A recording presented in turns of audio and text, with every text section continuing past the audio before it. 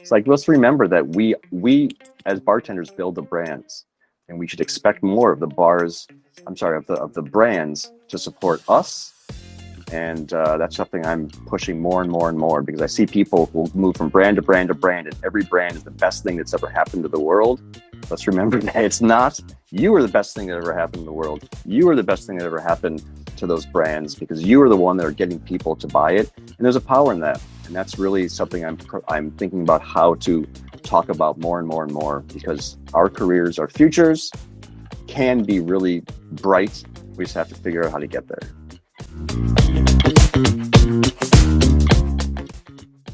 What's up, y'all? This is Jason from Who's My Rep. Today we have Andrew Friedman from Industry Spirits and Scout Spirits. And Andrew, thank you so much for coming on. Tell me, what's your story, man? Thank you. Nice to see you. I was saying to some other people and to you that it's great to see that for all of us who are on Facebook all the time, who spent years kind of playing back and forth with trying to figure out where products are, which distributors have what, that you started this one central repository of all that information, or at least where we could know somebody who knows somebody. So instead of just saying on our Facebook feed, hey, who's got X, and have 6 friends try and hook us up with an ambassador or someone related, now we can go straight for the source. So that's great. What I like about it, and what you're doing and what we're all doing so much, is that the more there's events and there's ways that we can all communicate and learn from each other, I'm down for that. I'm a big fan of, as you know, of education. I think we first met years ago when Seattle joined the USBG. And here's a funny story. I hope it's funny. Is that my first meeting? I remember this. I like, let's call it funny. Yeah. Okay. My first ever, the USBG wanted Seattle to get in for a long time. We didn't do it because we were so independent. So finally they talked, another story, but they talked us into it. My first meeting with the USBG, you said something that caused some consternation with the USBG leadership. And me, who has a habit still of being somewhat, I like to try and help people, let's just say. Sometimes it's in a way that doesn't help me. I decided to be my best behavior. First meeting. I remember I texted you or something afterwards. I said, man, I'm glad you brought that up. And your one line answer was, then why didn't you say anything? I'll never forget it. And I said, God damn it, he's right. And I never went back to being in my best behavior. So thank you. Yeah, well, no, appreciate that. Yeah, that was an interesting time then, and I've learned better manners since. I have slowly but surely evolved my mode of behavior also. But I'm telling you, man, I've told that story probably 50 times to people. It's just sometimes you just have to speak up when it's the right thing to do. It's the right thing to do. Be careful how you do it. But anyway, so yeah, you're continuing to do stuff, so it's great. Well, thank you. So tell me about Industry Spirits. What's your vision? What are you hoping to accomplish with it? Gotcha. I had Liberty Bar, a cocktail bar in Seattle for almost 12 years. Just before the cocktail world went crazy, thought it was a good idea to start a bar. Ended up being a great idea. Had a great time. We were really a bar for bartenders to learn how to be bartenders. We had more training than anybody else. And it was wonderful. And at one point or another, about now 4 years ago, I decided, I had a child. I enjoyed hanging out with her. And they were really doing a lot of, it was really a cooperative effort. And they were doing so much. I remember one day I said, all right, folks, I'm either going to sell the bar to you or somebody else. So let's see how we can do this. And we initially tried to do a co-op bar. That didn't quite work out. So a couple of my coworkers there ended up being able to buy the bar. So I sold the bar to the staff and started up Industry Spirits, which is a Wells company. We all know all the people, our friends who are starting really cool brands. I wanted to start a Wells company because that is where, that's where most of our effort, our action goes. And I think the whole point of Industry Spirits is to hire only industry people, bring them in the company, and provide a next step of a career for people in our industry, and they get a chunk of the company. So that's where I'm doing now. I also have a distribution company called Scout. It's the official name is Society Wine Spirits, but my portion of it is Scout. We right now, like for instance, we have Hamilton Rums and some cool stuff out of Canada. It's a small distribution company. The whole point is we bring stuff into the Washington market, expand it so another distributor picks it up. Hamilton, just the one brand we just have held on to for a while because we just love that so much, and Ed's in no hurry to run anywhere else. Yeah, the modern day pirate. Um, Yeah, he really is. so that's amazing. So you've cultivated this book of brands that you make available. Sorry, hold on a second. Let me just get my dog. Shut the That's fuck all right. up, dude. Dogs will do that. All right, so I'll edit that out. So you've cultivated this book of brands through Scout that you make available mostly in Washington State, or do you do outside of Washington State? All Washington State. We're kind of thinking about moving into Oregon with working with some other people. Right now, it's just Washington State. I forget, is Washington a control state? No, we is it- privatized okay. about 6 years ago. Okay. I remember that. I remember that there was some kind of hubbub about taxes but did Yeah. the cost of spirits go up after that? Yeah, there's a couple new taxes added. There's huge taxes anyway. You see when you're in retail, if you walk into one of the few liquor stores, because there's not many, there's a 27% taxes after the retail cost. So it's pretty ridiculous here. So the taxes initially that were put on, some of them bled off after a few years. Some of them have stayed on even they were supposed to. So it's still really expensive to do business in Washington State. Has that put any strain on the buyer supplier relationship? Not really. It's just, I always felt that there'd be a more immediate effect of things like such the high taxes on the products we buy. For instance, I thought the minimum wage going up would have a far more detrimental effect on our industry. And people, it turns out, are pretty resilient. They continue to buy. They continue to, they get used to the pricing, and it doesn't seem to slow them down. Washington sells as a per capita a huge amount of product, even with those high taxes, kind of like Pennsylvania. It's high taxes there, very difficult, but people are drinking. So with industry spirits, are you distilling and blending yourself, or are you buying and no, how does that work? Part of years ago, I got into the ADI, the American Distillers Institute, and I would talk on their panels and be a judge in their contest every year. And one thing I learned is that, and this is also after starting, I was one of the founders of the Distillers Guild here in Washington. One thing I found is it's really, really difficult to be a distiller. It's really, really difficult to be a distiller and operate long term, and it's exceptionally difficult to be a distiller, operate long term, and then operate profitably. So I have my bottles coming in from China. I have my bottles. They get to Seattle. They send them over to Idaho, where they're filled, labeled, topped, put back in the box, and sent back to me. And my company, Industry Spirits, is with RNDC. And so a chunk of them goes to RNDC. Now, that's a fun story because just before COVID, we got in with what was Young's Market before that. They put in, they didn't have any wells because Southern had kind of taken all the wells. So they said, yeah, we'll make you our well, which I thought was amazing. They ordered 20 pallets, a miraculous ordered my glass that day. And then 2 weeks later, my glass company hasn't really been responding. And I thought, that's really bad. What's going on? So I finally got in touch with them. And the woman who I talked to all the time said, we have to apologize. We've all been locked in our houses for 2 weeks. So I'm sorry we've not gotten back to you.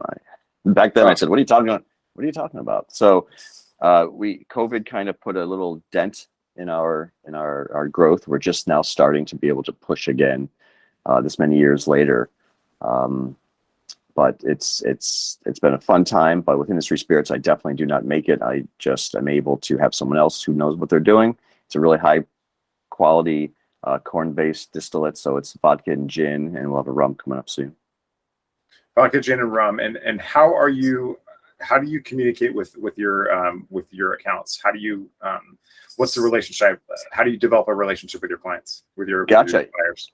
That's one of the best questions. I think you asked a question last week of buyers. How do you want people to reach out to you? And I think the largest percentage said 40% said they wanted people to make an appointment. And that was a surprise even to me, because at my bar and most bars, you just kind of get used to the first few days of the week. You're just having people walk in the door. And it just becomes normal. The thought of someone actually like going out of their way to say, hey, I'm going to come by Tuesday at 3. Is that cool with you? Is pretty revelatory, because I don't think that's the standard. But it sounds like, for me, we call them touches. So if you're a buyer or you're working in a bar and the buyer is always around when those brands come in, you'll see the same people come in 3 times, 4 times before you'll see an order taken. Many times, because the first time you go in and introduce yourself, they're busy. The second time you go in, you go back in and say hello. and they're still busy, but they'll talk to you for a few minutes. You hand them some more, the same kind of marketing stuff or samples, and they say, cool, let's chat. We'll chat about it. And it usually takes a while. So the biggest thing I've seen is that people seem to be more, buyers seem to be a little more organized, perhaps. There's so many more products that at some point, the buyers are just even don't know they're changing the industry, but they're forcing themselves to have to kind of take more time to figure out how to put one itself on a shelf. Because one of the products we have with Scout is a amaretto from Canada, from Sons of Vancouver. It's genuinely the best I've had. But there's so many amarettos. How do you get an amaretto onto someone's shelf when they already have one of two of the big guys? So yeah, it takes a lot of time to develop those relationships, and that's the first thing I suggest to people.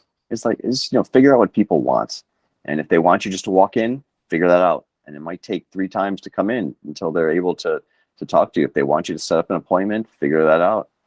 Because no one has time anymore to just kind of hang out and spend time over the bar chatting.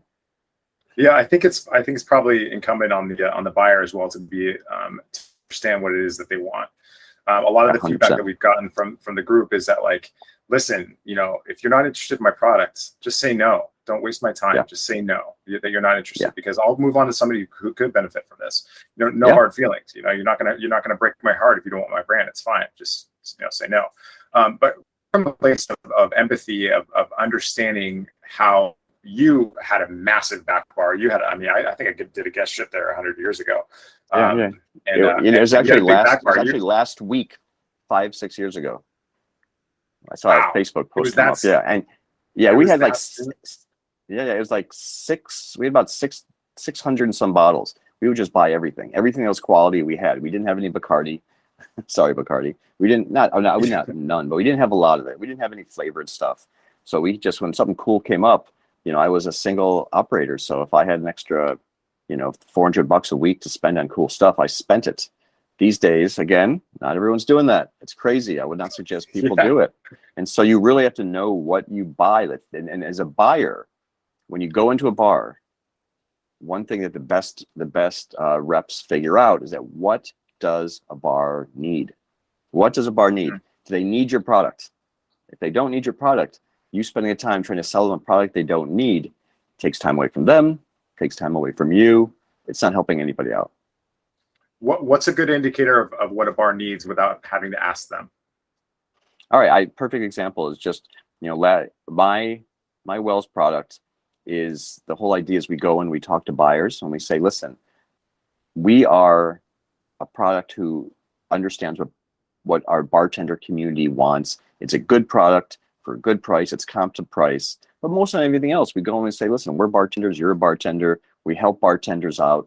All the money that we make, portion goes into each community. And we're really trying to help out our bar community while also trying to build a brand. If I go into a bar that is nothing but branded, meaning it's got 6 flavors of this one, and it's got 6 flavors of that one, and it's got all the swag you can imagine. There's neon on the wall. I'll have lunch there and say hello, introduce myself, but that's as far as I'll go, because some places simply aren't going to want to. They just, their process is to invite and accept help from producers. That's not, for me, the kind of place I think I'm going to get into that easily. And so if you go into for a brand owner, if you're a new brand owner, if you're a craft guy and you go into and you see a lot of the big brands, you might not get in there so fast. If you're a big brand guy and you can see a lot of craft stuff, you might find some resistance. So it's really the importance of knowing what the bars are, and before you even go into the bar. Like in Seattle, for instance, I have a list of 100 bars and where they stand, generally speaking, in the environment here. And I'm not going to go bug the guys that are making a mint by selling all the big brand stuff. I'm just not going to do it. Why am I going to bug them about it? Their days are busy enough. Mm-hmm. So when you're making this list of 100 accounts, do you take a more of a holistic approach to pitching or to introducing yourself and developing a relationship, or do you look at the data? I look at a lot of data. It's a mix of both, but really skewed to data. If you do this long enough, you know enough people, you take a more holistic approach of who's bartending where, who's the bar manager where. But you find out pretty quickly that no matter what city you're in, if you're part of the bar like the crafty bar community, you're going to have 50, maybe 100 bars in a given city that you could talk to. But then there's another 600 bars in the general region. Pretty quickly, you kind of figure out, if you want this brand to grow, you can't just talk to the people you know. You're going to have to branch out. So for me, I take a far more data-based approach. I look to see who's selling what. I find out what they're selling. There's certain brands, I'll be honest with you, certain big well products, I'm going after you. I know that certain products are in certain bars. I'm going after those bars because I want to make sure that I can match their price with RNDC. I can match their processes. In Washington State, RNDC does a great job. So I am looking at all the data to figure out which are the highest probability bars, because it's a well, right? I don't need to have some sort of placement in the best bars, because they're pulling out of the well, they're pouring in vodka soda, they're putting it back, their labels aren't out, all the stuff that we always say. So I'm just going, it's a volume product, a good product.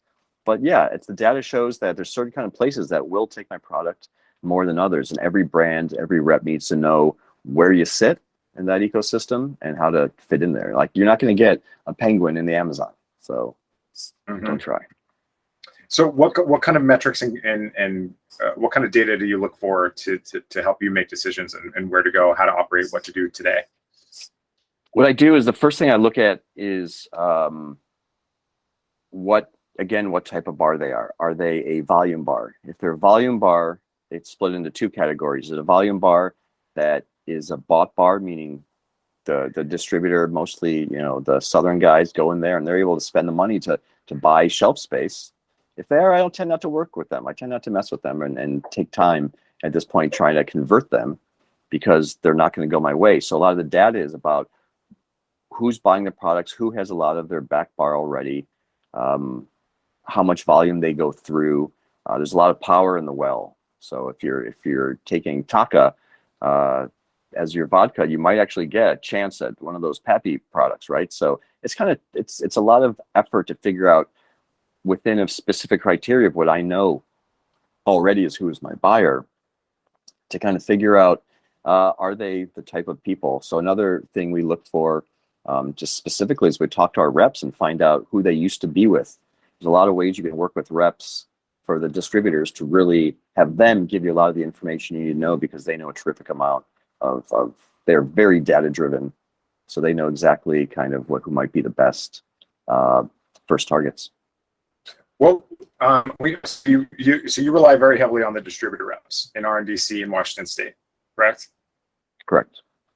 Okay. Well, I'll go back on that. Hold on a second, real fast. I can go back on that. I really don't. Because of the time it's taken for us to get off the ground, they don't have as much faith in us they might have had at the beginning. So it's really us right now doing a lot of work to reintroduce ourselves just in the last months, really, to our customers, to the market. But generally speaking, yes, if you can find reps that are helpful, if you can find rep managers that are helpful, it's an accelerator beyond, I think, anything else, which is probably where you're headed towards.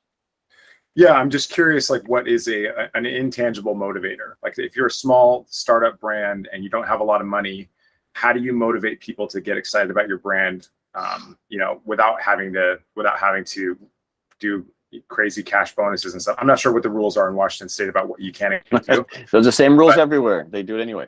I hear what you're saying. So when I did ADI, every year I would do this panel discussion for new brands about how to get to a distributor and therefore get to a consumer.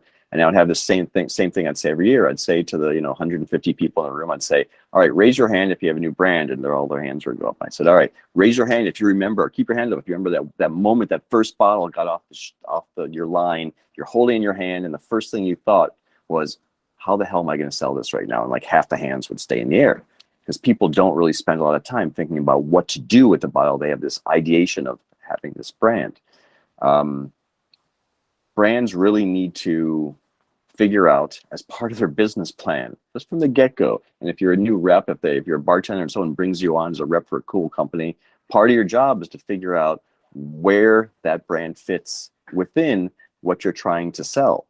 And not all the time do people have that understanding that that's a fairly important part of the whole process. Yeah. So inserting yourself in the conversation that's happening in the buyer's mind, how do you create as much value for them as possible with the brand that they may or may not have ever even heard of? It's, there's no simple answer for that. Some brands are going to be identity based, meaning they have a cool thing, but people are going to buy it because they like the idea of the brand. Saint Germain came on and they were huge for two reasons. One, because it was a whole bunch of reasons. A beautiful bottle.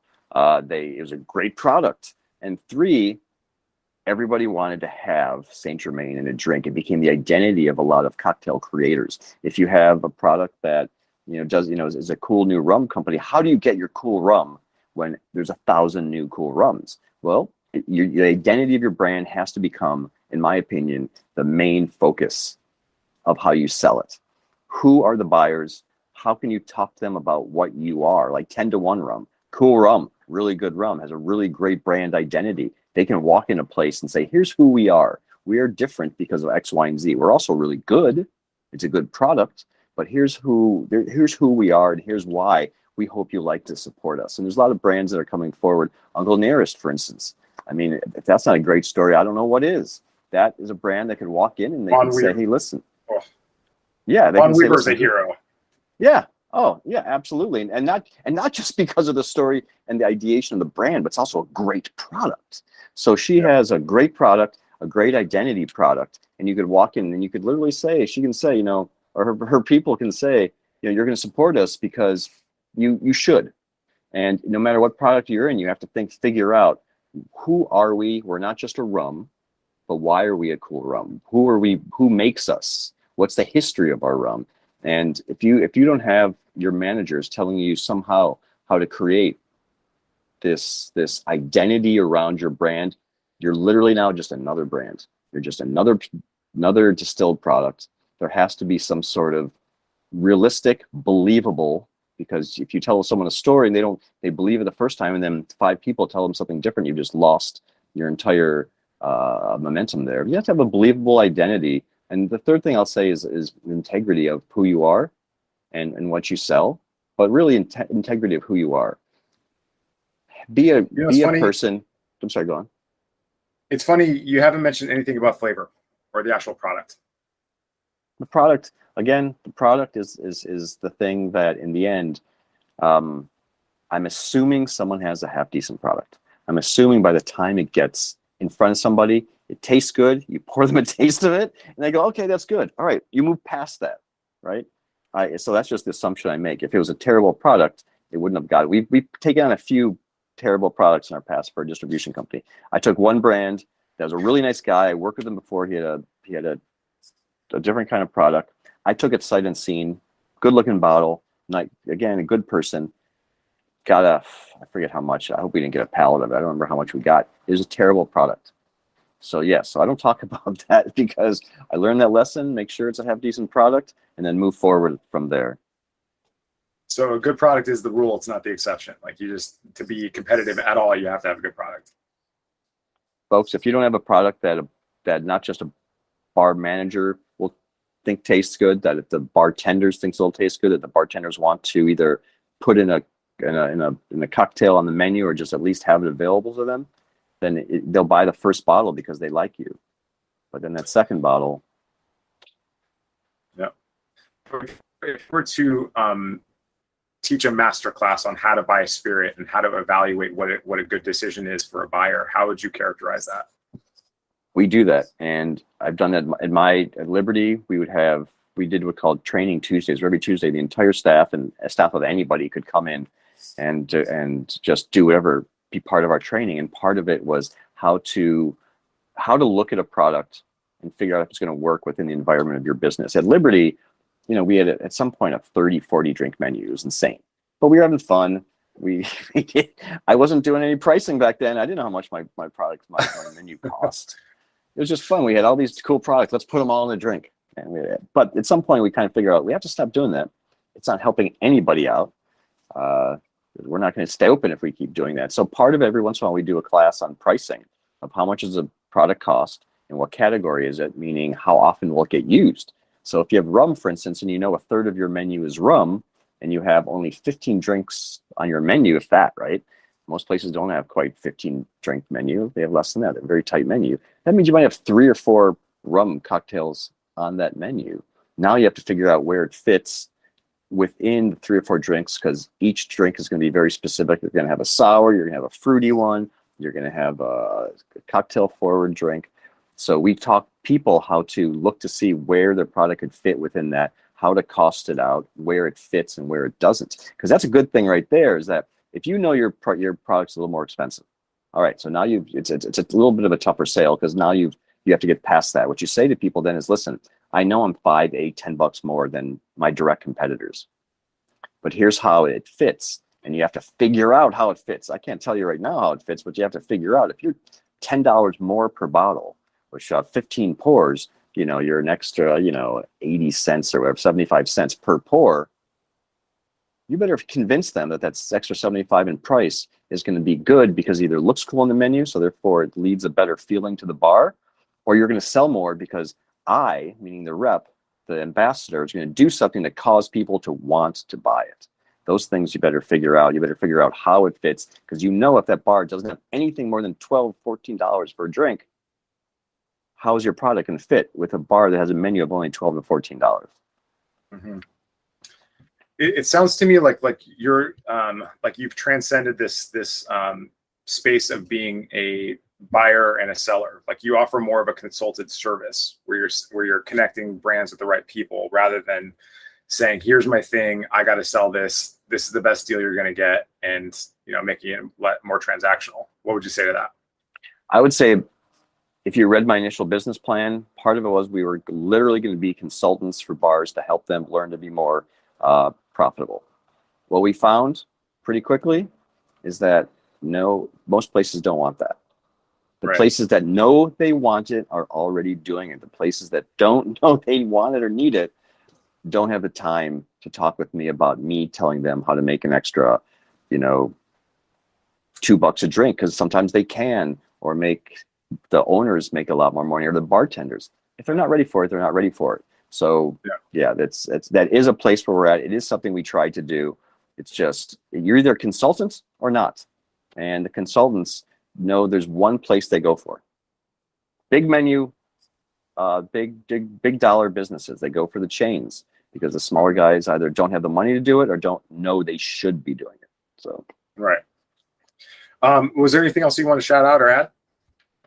I don't think so. I'm just glad that we were able to chat. There's going to be probably a lot of really good information being presented. I hope people make a plan to listen to it, because I remember a few things back in the day that some simple conversations just changed the trajectory of Liberty.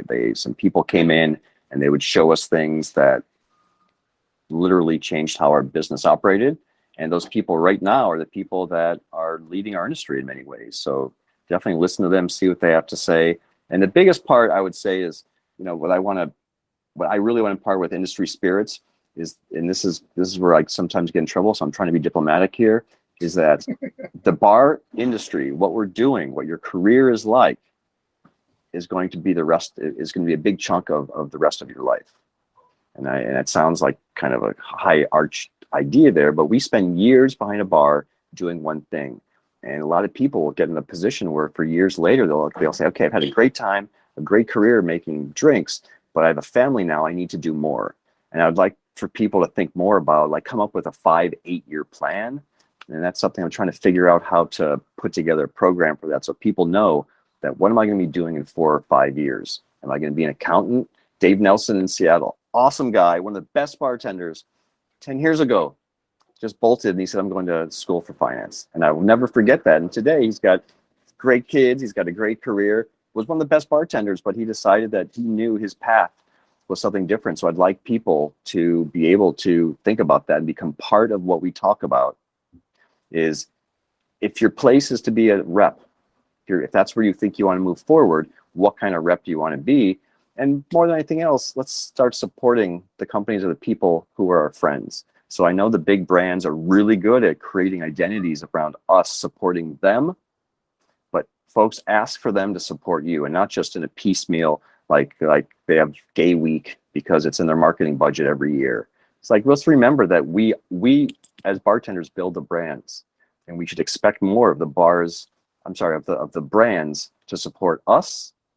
And that's something I'm pushing more and more and more, because I see people who move from brand to brand to brand, and every brand is the best thing that's ever happened to the world. Let's remember that it's not. You are the best thing that ever happened in the world. You are the best thing that ever happened to those brands, because you are the one that are getting people to buy it. And there's a power in that. And that's really something I'm thinking about how to talk about more and more and more, because our careers, our futures can be really bright. We just have to figure out how to get there.